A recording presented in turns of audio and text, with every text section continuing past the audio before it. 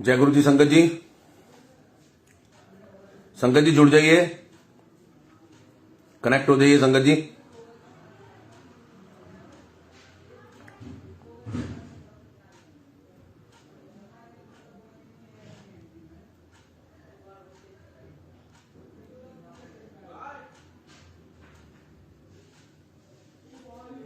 जय गुरु जी। संगत जी,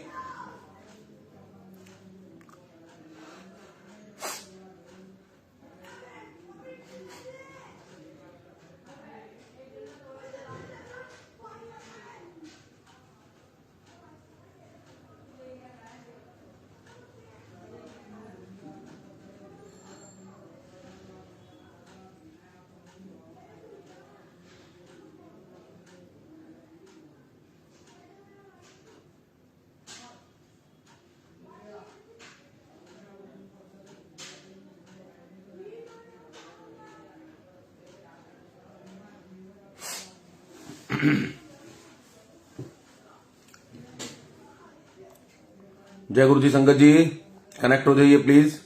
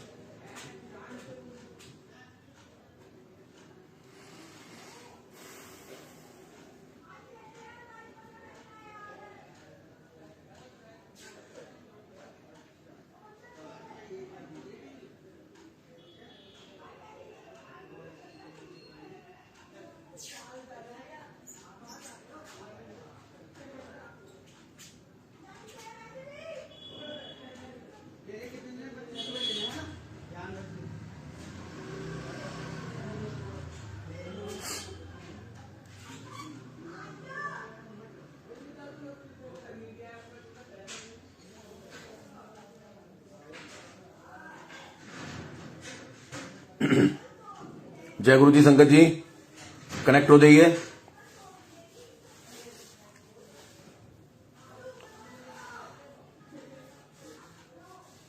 जय गुरु जी। मनीष अंकल,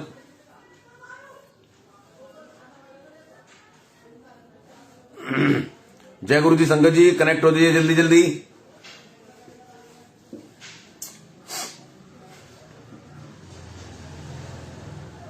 जय गुरु जी। संगत जी, जय गुरु जी। जल्दी जल्दी कनेक्ट हो जाइए सब।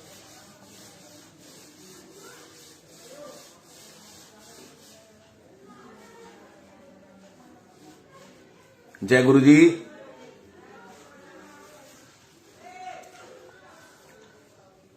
मोनिका आंटी, एक बार जरा आप मुझे मैसेज कर देंगे कि मेरी आवाज आ रही है और क्लियर आ रही है। जय गुरु जी। संगत जी, जुड़ते जाइए, जुड़ते जाइए। गुरु जी ने परिवार ही ऐसा बनाया है कि सब एक दूसरे के साथ कनेक्ट हैं, सभी कनेक्ट हैं। और एक बार ऑनलाइन भी कनेक्ट हो जाइए सब। देखिए, बड़ा ही खूबसूरत मौका होता है ये जब गुरु जी सेवा देते हैं। बहुत खूबसूरत मौका होता है। और सेवा भी संगत जी ऐसे नहीं मिलती है। सेवा गुरु जी डिसाइड करते हैं किसको देनी है, किसको नहीं देनी है। मौका सबको दिया जाता है, लेकिन उस मौके का फायदा वही संगत उठा पाती है जिसके ऊपर गुरु जी मेहर भरा हाथ रखते हैं कि आज की सेवा इससे लेनी है। जैसे आज सेवा मुझे बख्शी है गुरु जी ने। गुरु जी मेहर करो प्लेटफॉर्म से, ग्रुप से। मोनिका आंटी ने आदेश किया कि आज देवेंद्र अंकल सत्संग आपने इस ग्रुप में करना है, तो शुक्राना सबसे पहले मेरे मालिक का, मेरे गुरु जी का। और थैंक यू मोनिका आंटी कि आपने मुझे मौका दिया। देखिए, शुक्राना सत्संग करना बहुत बड़ी बात होती है, क्योंकि शुक्राना सत्संग तभी निकलता है जब गुरुजी ब्लेसिंग देते हैं। और गुरुजी की ब्लेसिंग का कोई समय नहीं होता कि गुरुजी ने ब्लेसिंग इस समय देनी है और उस समय नहीं देनी है। आपके कर्मों के हिसाब से आपके कार्य गुरुजी देखते हैं, उन्हें बनाते चले जाते हैं और आपको ब्लेसिंग मिलती चली जाती है। और मैं तो अपने आप को ब्लेस मानता हूं। जैसे मैंने कल भी सत्संग शेयर किया था, मैंने उसमें बोला था कि अगर आप सत्संग में बैठे हो और कोई अंकल या कोई आंटी सेवादार और आपसे ये कह दे कि अंकल यहां से उठ के वहां बैठ जाओ, तो आप बुरा मत मानो। आप ये सोचो कि गुरुजी ने आपको ब्लेस किया है जो आपको यहां से उठा के वहां बिठाया। तो संगत जी, संगत में से ही एक संगत ने आज सुबह मुझे कॉल किया कि अंकल कल मैंने आपका सत्संग सुना था, तो मुझे उसके अंदर एक चीज अच्छी नहीं लगी। तो मैंने कहा हाँ अंकल बोलिए। तो उन्होंने मुझे कहा कि आपकी पीठ थी गुरुजी की तरफ। ये उनके भाव थे जो उन्होंने मुझे कॉल किया अंजलि आंटी को कि देवेंद्र अंकल से बात कराओ। उन्होंने मुझे कॉल करके मुझसे जब बात की तो उन्होंने मुझे कहा अंकल आप माइंड मत करना, मुझे ये चीज सही नहीं लगी। तो गुरुजी तो कहते हैं कि बुरा तो मानना ही नहीं है। अगर गुरुजी के मैटर में कोई आपको सलाह देता है या कोई कॉल करता है या कोई चीज कहता है तो वो गुरुजी कहते हैं। जैसे मैंने कल आपसे कहा कि अगर कोई सेवादार अंकल या सेवादार आंटी या कोई भी अंकल आपसे कहता है कि आप यहां से उठ के वहां बैठ जाइए, तो वो गुरुजी कहलवाते हैं। तो हो सकता है उस अंकल के जरिए गुरुजी ने मैसेज दिया हो। भाई मेरी श्रद्धा यह है कि मेरे गुरुजी मेरे सर के ऊपर विराजमान है, तो उनकी तरफ मेरी पीठ नहीं हो सकती। लेकिन अंकल के भाव ये थे कि उनको लग रहा था कि शायद मेरी पीठ है, तो अंकल के भाव की जो है मैं बहुत सम्मान करता हूं, बड़ी कदर करता हूं। और मैं तो यही मानता हूं क्योंकि मेरे साथ बुरा हो अच्छा हो, मैं सोचता हूं गुरुजी ने किया। अगर मान लो, जरूरी नहीं है कि सब कुछ अच्छा ही होगा, अगर मेरे साथ कोई चीज गलत हुई है तो वो भी गुरुजी ने किया। कि हो सकता है कितनी गलत होनी थी गुरुजी ने इतने में काट दिया। जैसे 90% कहते हैं ना गुरुजी ने कर्म जो है आपके ले लेते हैं और 10% आपको भोगने पड़ते हैं। तो उन अंकल ने जब मुझे सुबह बोला तो मुझे बिल्कुल बुरा नहीं लगा, बल्कि मुझे बहुत अच्छा लगा और मैं अपने आप को ब्लेस फील करने लगा। मैंने अंजलि आंटी से कहा कि अंजलि आंटी गुरुजी ने ब्लेस कर दिया।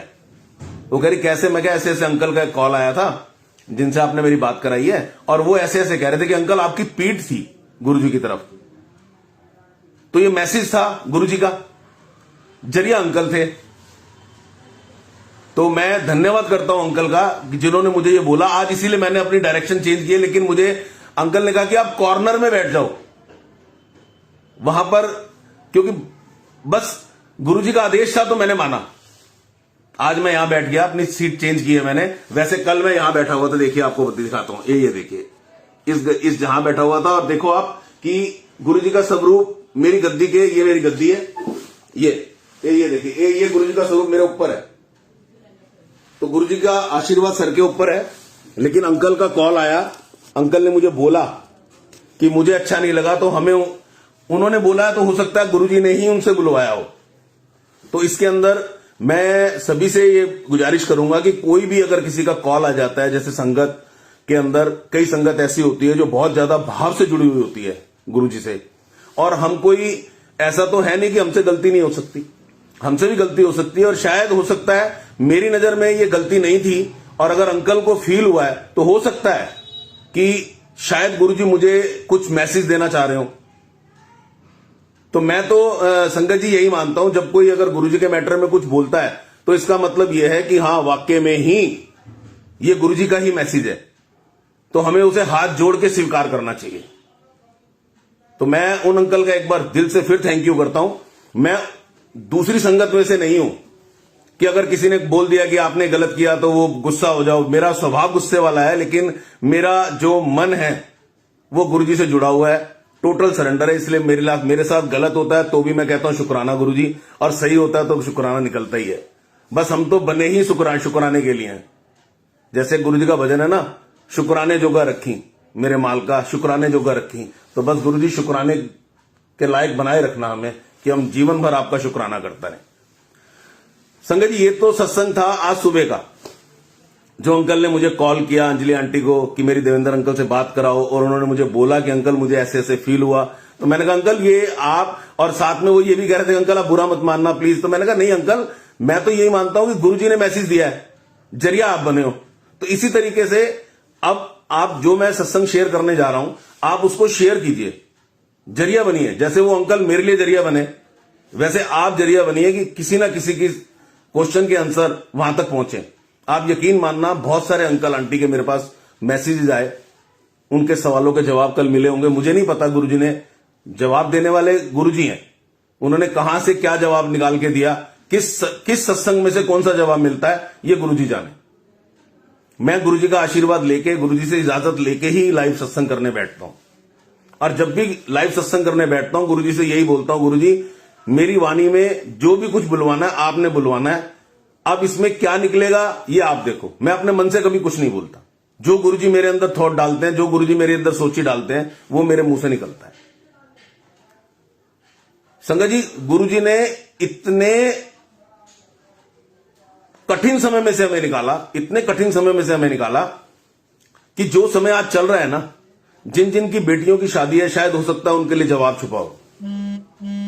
मैंने सत्संग पहले भी शेयर किया था, शुक्राना सत्संग। ये मेरी बिटिया की शादी थी मई में लास्ट ईयर, तब कोरोना पीक पे था, सब कुछ बंद था। तो जैसे होता है ना कि जैसे अब मैं आपके सामने बातें तो कर रहा हूं कि टोटल सिलेंडर, लेकिन उस समय मैं घबरा गया था और मेरा विश्वास भी डगमगा गया था। जब मेरा विश्वास डगमगा गया तो मैं अंजलि आंटी से बोला कि यार मेरे को बड़ा डर लग रहा है, गुरुजी के होते हुए हमारे साथ ऐसा हो रहा है। सबसे पहले लगा वीकेंड कर्फ्यू। हमारी सगाई बिटिया की सैटरडे की थी और शादी संडे की थी, दोनों फंक्शन कर्फ्यू वाले दिन। अब अंजलि आंटी ने मुझे, जब हमने डेट डिसाइड की थी, तो डेट डिसाइड करते ही मेहरा अंकल के यहां सत्संग था, हम लोग वहां गए हुए थे और मैं बहुत भावुक हो गया। मैं गुरुजी के स्वरूप की तरफ देख के रो रहा था कि गुरुजी मैं बहुत घबरा रहा हूं, बिटिया की शादी है, कैसे होगा, आपने ही करना जो करना है। तो अंजलि आंटी मुझे देख रही थी, उन्होंने घर आके मुझे कहा आप रो क्यों रहे थे। मैं कहा मैं अपने गुरुजी से, अपने पिताजी से ये गुजारिश कर रहा था कि ये जो कारज आपने रचाया है बिटिया का, ये आप ही का रचाया हुआ कारज है, आपने उससे पूरा करना है, लेकिन मुझे डर लग रहा है। तो कहने लगी कि आप चिंता ना करो। अंजलि आंटी को मेहरा अंकल के यहां जब सत्संग हो रहा था तो गुरुजी ने लिप्स हिला के बोला था कि जो करूंगा मैं करूंगा, तुम बिल्कुल चिंता मत करना। ये मुझे अंजलि आंटी ने बोला। जब अंजलि आंटी ने मुझे बोला तो मुझे बड़ा ही बहुत अच्छा फील हुआ। मैंने कहा गुरुजी हमारे साथ है, हमें चिंता किस बात की है, और होता भी ऐसे ही है। लेकिन हमारा विश्वास कहां डगमगाया।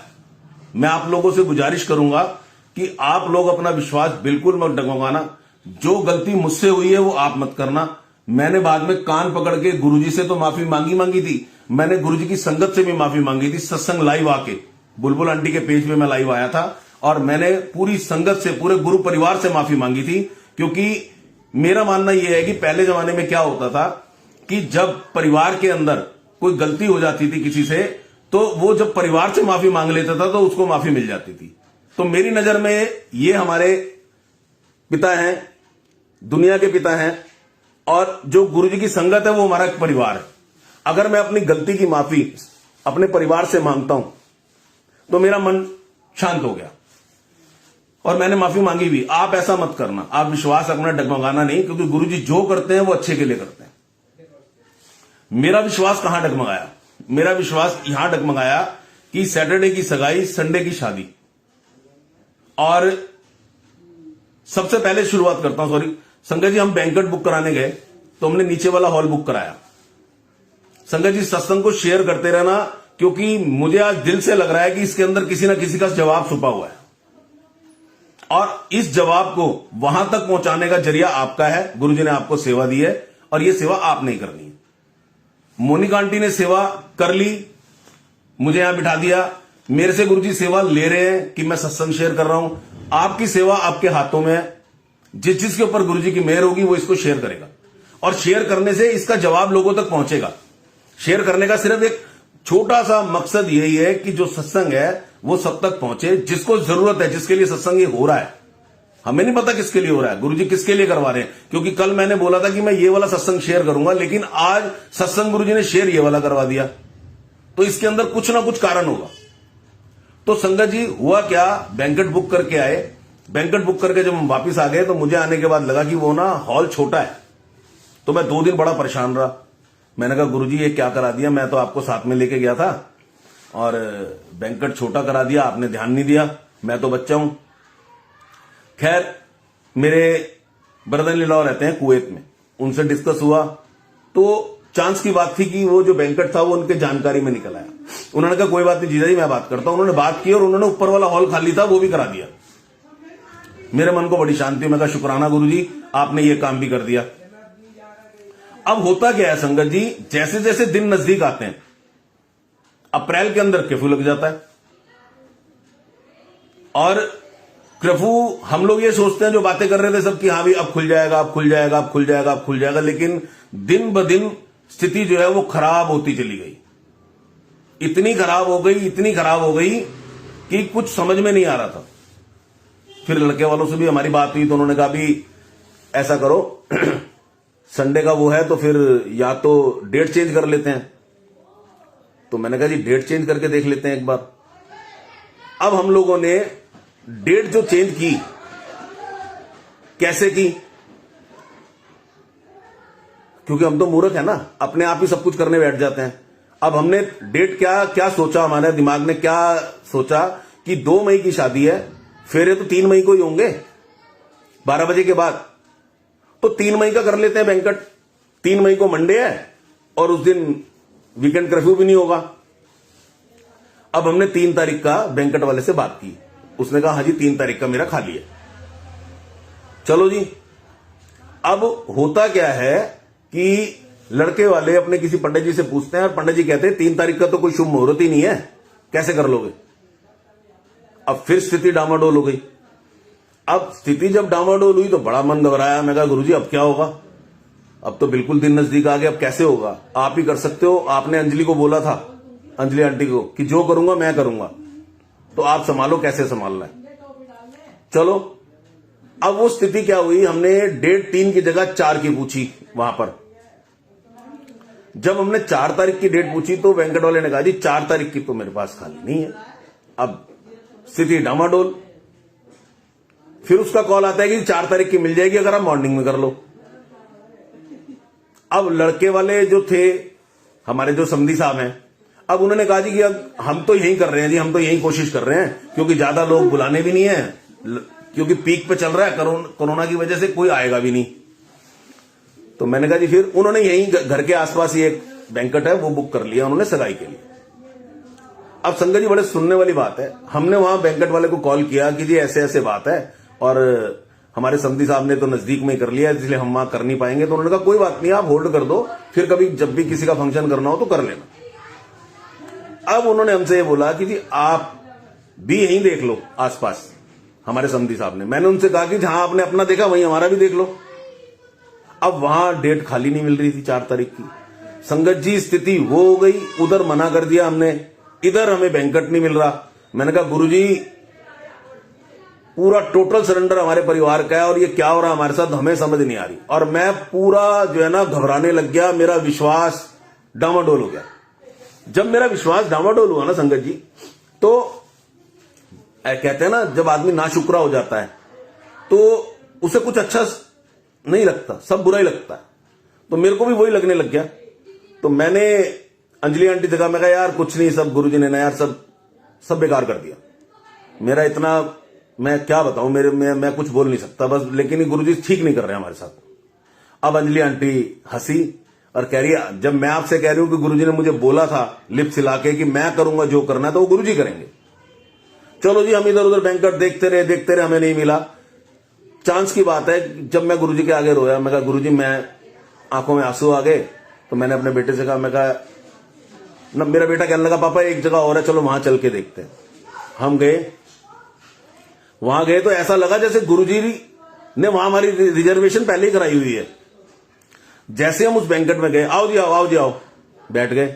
अब गुरुजी का स्वरूप तो हमेशा हमारे पास होता है, हम जब भी पहला बैंकेट करने गए थे तब भी गुरुजी का स्वरूप साथ में लेके गए थे और अब भी।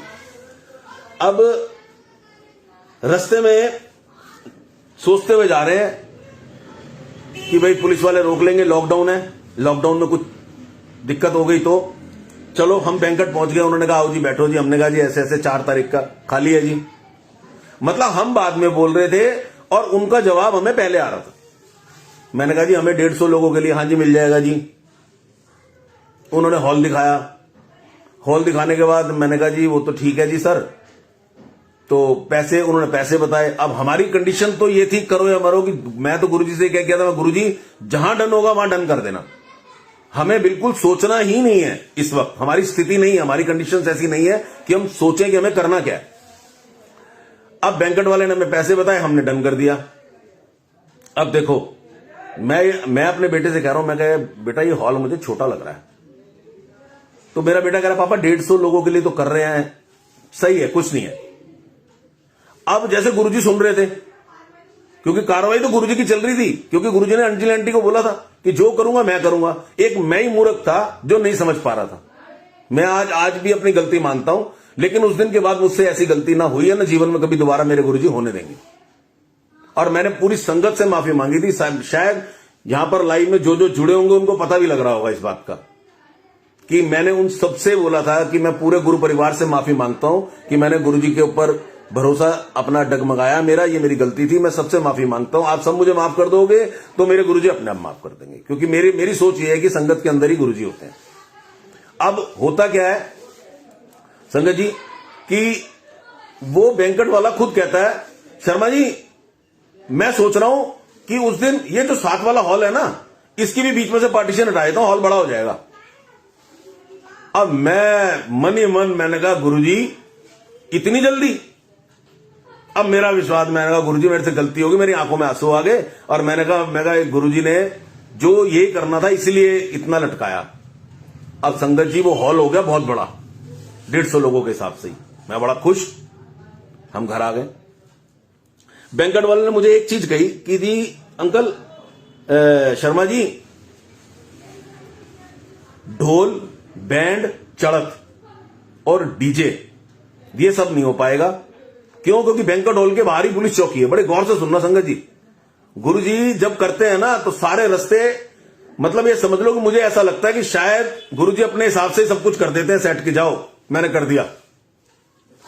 बैंकेट हॉल के बाहर पुलिस चौकी और हर चीज बैन, कि चढ़त नहीं हो सकती, ढोल नहीं बज सकता, बैंड नहीं बज सकता, और बैंकेट के अंदर डीजे बजेगा तो रात के 8 बजे तक बजेगा। ये सारी कंडीशंस उन्होंने हमसे मनवा ली और हमने मान ली। मैंने अपने समधी साहब से बात की, उन्होंने कहा जैसा होता है देख लेंगे उस समय। मैं कहा चलो जी ठीक है। अब संगत जी होता क्या है कि गुरुजी के आशीर्वाद से वो दिन आ जाता है जिस दिन बिटिया की शादी थी। और कम से कम अगर मैं गलत नहीं हूं ना, क्योंकि मेरे गुरुजी की पावर है ये जो मैं आपको बता रहा हूं, अगर मैं गलत नहीं हूं तो आधा किलोमीटर का रनअप लेके बग्गी में हमारे दामाद साहब आए, ढोल और बैंड बाजों के साथ नाचते हुए आए बारात लेके, और पुलिस चौकी पे कोई पुलिस वाला नहीं था उस दिन। यह शक्ति थी मेरे गुरुजी की।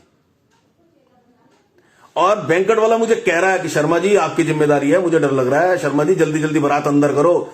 मैं समझ गया था जब बग्गी में दामाद साहब बैठ गए और बैंड बाजों के साथ बारात चल रही है, आ रही है हमारी तरफ, और मैं फिर मन के अंदर मेरे जैसे अटूट एक विश्वास और एक जो बन जाता है ना कि बस नहीं, अब तो बस अब कुछ नहीं हो सकता, अब गुरुजी की छत्र छाया में हम। मैंने उससे कहा बैंकेट वाले से, मैं कहा अंकल आप टेंशन ना लो, जो होगा देखा जाएगा, मेरे पास इतनी बड़ी शक्ति चल रही है साथ में, कुछ नहीं होगा, अब जो होगा मेरी जिम्मेदारी, आपकी कोई जिम्मेदारी नहीं है। इतनी बड़ी बात मैंने उसको बोल दी इनके भरोसे गुरुजी के। अब होता क्या है जी, आधा पौना घंटा, मतलब बल्कि मेरे ख्याल से 1-1.25 घंटा सब लोग नाचते हुए ढोल बाजों के साथ बारात बैंकेट हॉल के अंदर आई। ढोल वालों ने खूब ढोल बजाया, जिस तरीके से बारात आनी चाहिए ना गुरुजी ने वैसी भेजी, और ऐसी कंडीशंस के अंदर भेजी जिस समय सब कुछ बंद था। दिन 4 मई बिल्कुल ऐसा था सोने सनाटे वाला, और पुलिस चौकी पे एक पुलिस वाला नहीं। बाद में मुझे बैंकेट वाले ने बोला कि शर्मा जी मुझे समझ नहीं आई आज हुआ क्या है, और नहीं तो यहां से तो पुलिस वाले हटते ही नहीं है। मैं कहा चौधरी साहब आपको नहीं पता मेरे साथ कौन सी शक्ति चल रही थी। फिर क्या हुआ, हमने गुरुजी को विराजमान करा था सबसे पहले बैंकेट में जाके।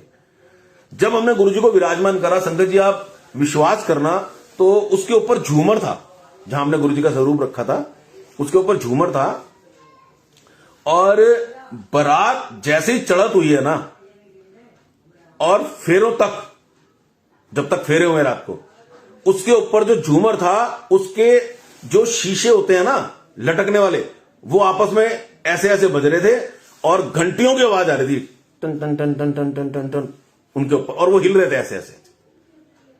मैं और मेरी आंटी अंजलि आंटी हम निहाल हो गए। मैं कहा गुरुजी शुक्राना, जितना शुक्राना करूं उतना कम है, बस मुझे माफ कर देना कि मैं डावाडोल हो गया, बस मैं माफी चाहता हूं, मेरा बस नहीं चल रहा था ना, नहीं तो मैं नाक रगड़ के माफी मांगता हूं। अब संगत जी डीजे रात 12 बजे तक चला, 8 बजे का उसने बोला था। जब बारात आ गई ढोल के साथ तो कहने लगा कि शर्मा जी सब कुछ ठीक हो गया, अब डीजे 8 बजे बंद कर देना, कहीं कोई दिक्कत ना हो जाए। मैं कहा आज कोई दिक्कत नहीं होगी चौधरी साहब, आज कोई दिक्कत नहीं होगी, मैं आपको बता रहा हूं, आप याद रखना इस बात का। उन्होंने कहा जी आपकी जिम्मेदारी, मैं कहा सारी जिम्मेदारी मेरी है, जो होगा मैं समेटूंगा, जो भी होगा, जो चलान होगा मैं समेटूंगा, क्योंकि मेरे अंदर पावर आ गई थी, पावर इनकी दी हुई थी कि मेरे साथ इतनी बड़ी शक्ति चल रही है और मैं मूर्ख समझ नहीं पा रहा। संगत जी 8 बजे की बजाय 12 बजे तक डीजे चला और दोनों हॉल हमें मिल गए। 150 लोग थे, 150 भी नहीं थे बल्कि 100 ही लोग थे। और गुरुजी ने इतने आशीर्वाद, इतनी ब्लेसिंग के साथ बिटिया के फेरे कराए। और मैं आपको एक चीज और बताता हूं, देखो कैसे होता है। इधर मेरी बिटिया की बारात आ रही है बैंकट के अंदर, और इधर बुलबुल आंटी का फोन आता है मुझे। बुलबुल आंटी कहती है देवेंद्र अंकल आपको बहुत बहुत बधाई हो, आज बिटिया की शादी है। मैं कहा आंटी बारात अंदर आ रही है और आपका फोन आया है। और आंटी ने कहा कि मैं लाइव बैठी हुई हूं बिटिया की शादी के लिए। उन्होंने गीत गाए, सुहाग गाए। बुलबुल आंटी ने उस दिन पूरा लाइव चलाया कि मुझे, बल्कि मैं बाद में मैंने देखा भी, वो जो गीत नहीं है आई बन्नों की बारात आई, बन्नों की बारात आई, और खूब उन्होंने लाइव भी पूरा चलाया। तो देखो गुरुजी ने कनेक्शन कैसे बिठाए। जैसी बारात आई बुलबुल आंटी का कॉल आता है, बुलबुल आंटी से मेरी बात होती है। बुलबुल आंटी कहती है कि मैं लाइव आ रही हूं देवेंद्र अंकल आपकी बिटिया के लिए, अपनी बिटिया के लिए, ये पूरे गुरु परिवार की बिटिया है। और कितने हजार लोगों ने वो सत्संग देखा, सुना और बिटिया को ब्लेसिंग दी, क्योंकि जितना परिवार है वो सब गुरु रूपी परिवार है। उनका आशीर्वाद, उनकी ब्लेसिंग गुरुजी की ब्लेसिंग होती है। और हमें पता भी नहीं चला संगत जी, पता भी नहीं चला कि कब बिटिया अपने घर चली गई। सब कुछ हो गया। और मैं और अंजलि आंटी ये कहते थे, खासतौर से मैं, कि यार जब बिटिया की शादी होगी हम कैसे करेंगे।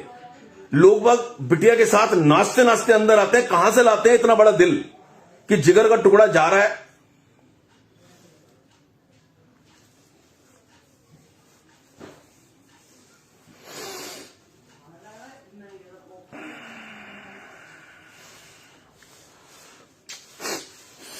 कि जिगर का टुकड़ा जा रहा है और मां बाप नाच रहे हैं। ऐसा दिल कहां से आता होगा, इतना बड़ा दिल कहां से आता होगा यार, हमसे नहीं होगा। लेकिन मेरे महाराज ने, मेरे मालिक ने, मेरे भगवान ने, मेरे गुरुजी ने वो स्थिति पैदा की कि हमारी आंखों में इस वक्त तो आंसू आ गए मेरे, उस वक्त आंसू नहीं आए, क्योंकि गुरुजी सब कुछ खुद चला रहे थे, सब कुछ खुद चला रहे थे गुरुजी। और मैं और अंजलि आंटी नाचते हुए अपनी बिटिया के साथ वेडिंग चेयर तक गए। बड़े शान से गुरुजी ने मेरी बिटिया की शादी की। शुक्राना गुरुजी, सबकी बिटिया की शादी ऐसी करना।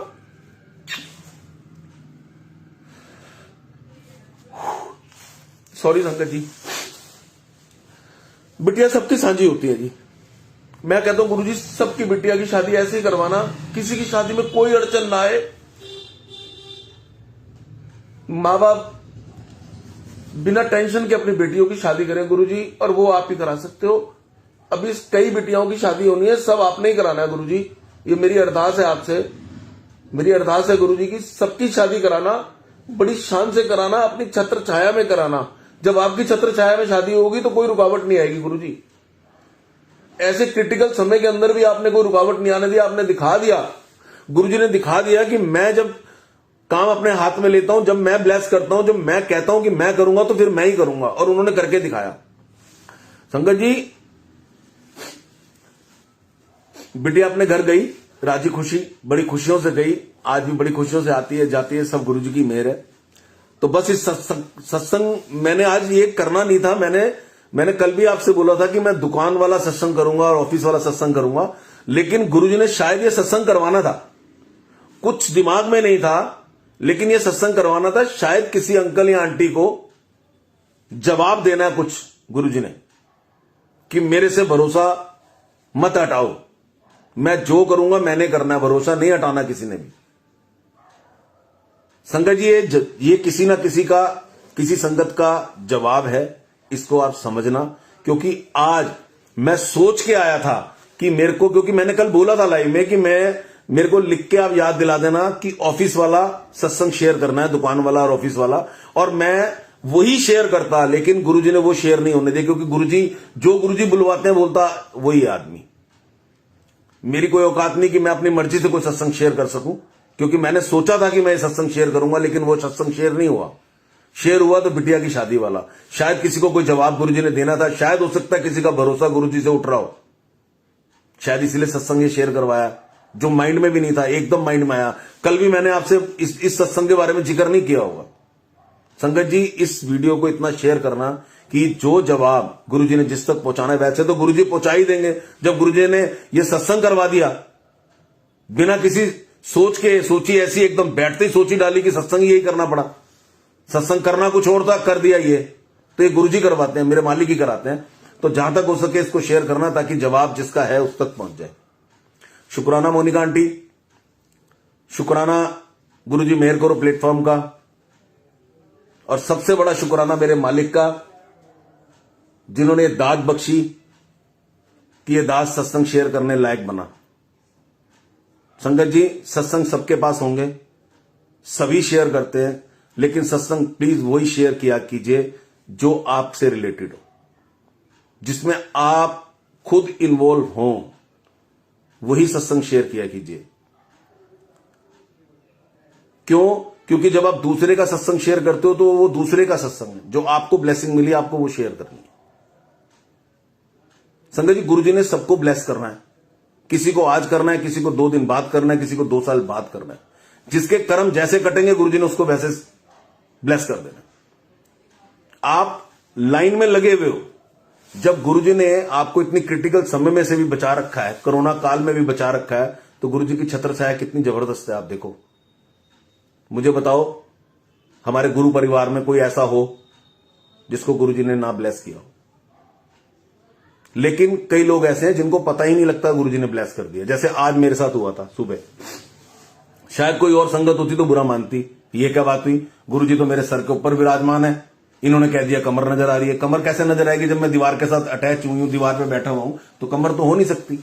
लेकिन उन अंकल के भाव थे, गुरुजी का मैसेज था, मैंने उसको स्वीकार किया और शुक्राना किया गुरुजी का कि गुरुजी शायद इसमें भी आपका कोई जवाब होगा।